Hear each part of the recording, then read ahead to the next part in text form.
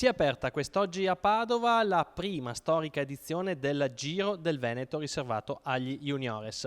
Una cronometro a squadre di 6 km e 100 metri, questa la prima tappa che è stata preceduta da una commossa cerimonia in ricordo di Jacopo Venzo. Infatti gli organizzatori della SC Padovani con il patron Galdino Peruzzo hanno consegnato il numero 195 che avrebbe dovuto essere di Jacopo al direttore sportivo della Campana Imballaggi Alessandro Coden.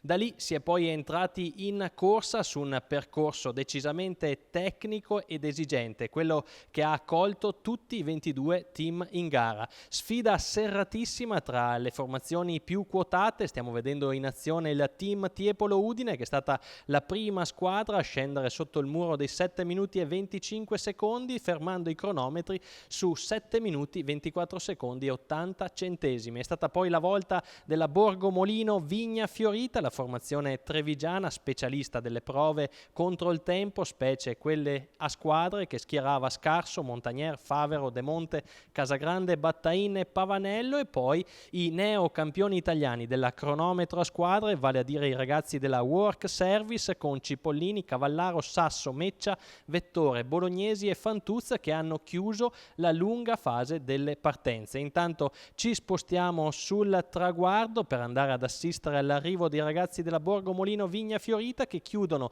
ritoccando il tempo del team Tiepolo Udine in 7 minuti 21 secondi e 40 centesimi.